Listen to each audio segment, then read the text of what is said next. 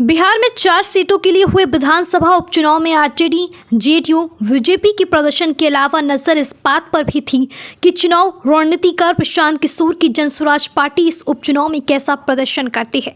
उपचुनाव के नतीजे प्रशांत किशोर के लिए बेहद खराब रहे और चारों ही सीटों पर न तो पार्टी का कोई उम्मीदवार चुनाव जीता और न ही दूसरे नंबर पर रहा। बिहार में बीलागंज, रामगढ़, इमामगंज और तरारी सीट पर उपचुनाव हुए और चारों ही सीटों पर एनडीए को जीत मिली। बिहार में अगले साल नवंबर में विधानसभा के चुनाव होने हैं और उससे पहले इस उपचुनाव को सेमीफाइनल माना जा रहा था। बिहार में सरकार चला रहे एनडीए गठबंधन की ओर से बीजेपी ने 2 सीटों पर, जेडीयू और हिंदुस्तानी अवाम मोर्चा ने एक सीट पर उम्मीदवार उतारा था। विपक्षी महागठबंधन की ओर से 3 सीटों पर आरजेडी के और 1 सीट पर भाकपा माले का प्रत्याशी चुनाव लड़ रहा था।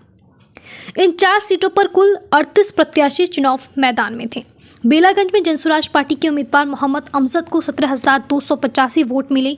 इमामगंज में जितेंद्र पासवान को 37,103 वोट मिले। रामगढ़ में सुशील कुमार सिंह को केवल 6,513 वोट और तरारी में किरण देवी को केवल 5,622 वोट मिले। प्रशांत किशोर ने कुछ साल में पूरे बिहार का दौरा किया और उन्होंने पूरी तैयारी के साथ उपचुनाव लड़ा था। प्रशांत किशोर ने बिहार के उपचुनाव में लोगों से अपील की थी कि वे जात और भात राशन पर वोट ना दें। उन्होंने एक रैली में कहा था कि वे बिहार को जात और भात के नाम पर होने वाले मतदान के कुचक्र से बाहर निकालना चाहते हैं। प्रशांत किशोर उर्फ पीके का कहना था कि लालू प्रसाद और नीतीश कुमार ने बिहार को 35 साल तक जात के दल में धकेले रखा है और अब पिछले 10 साल से प्रधानमंत्री नरेंद्र मोदी 5 किलो भात राशन देते हुए आपको ठग रहे हैं। अगर आप अपने और अपने बच्चों के लिए बेहतर भविष्य चाहते हैं तो आपको जात और भात के नाम पर वोट देना बंद कर देना चाहिए। प्रशांत किशोर 2 साल तक जनसुराज यात्रा के लिए बिहार के गांव, गलियों, खेतों, खलिहानों, शहरों, कस्बों की खाक चुन चुके हैं। प्रशांत किशोर ने जनसुराज यात्रा के दौरान बिहार की बदहाली को मुद्दा बनाया था। उन्होंने लोगों से कहा था कि बिहार के राजनीतिक दलों और नेताओं ने यहाँ की जनता का नहीं बल्कि अपने परिवारों का भला किया और अपनी सियासी महत्वाकांक्षाओं को पूरा किया है। लेकिन उपचुनाव के नतीजे को देखकर ऐसा लगता है कि बिहार में लोगों ने उनकी बातों पर बहुत ज़्यादा तवज्जो नहीं दिया। बिहार में पिछले 35 सालों से आरजेडी और जेडीयू का दबदबा रहा है। आरजेडी ने लगातार 15 साल तक शासन किया तो जेडीयू ने कभी बीजेपी के साथ मिलकर और कभी आरजेडी के साथ मिलकर राज्य में सरकार चलाई। इसके अलावा बीजेपी भी राज्य में बड़ी राजनीतिक ताकत है। ऐसे में बिहार की बेहद कठिन सियासी पिच और बैटिंग कर पाना प्रशांत किशोर के लिए आसान नहीं होगा। उपचुनाव के नतीजे भी उनके लिए अच्छे नहीं रहे।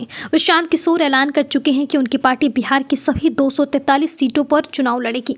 प्रशांत किशोर ने पिछले 2 सालों में आरजेडी के कोर वोट बैंक माने जाने वाले मुस्लिमों और यादवों को साधने की कोशिश की है। उन्होंने ऐलान किया था कि उनकी पार्टी बिहार में मुस्लिम समुदाय के 40 और महिलाओं और अति पिछड़ी जातियों ईबीसी के 70 प्रत्याशियों को टिकट देगी।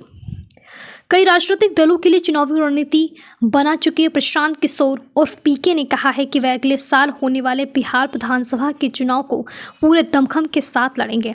इस उपचुनाव के बाद प्रशांत किशोर के विधानसभा चुनाव में बड़ी परीक्षा होनी है। देखना होगा कि प्रशांत किशोर इस परीक्षा में कितने सफल हो पाते हैं।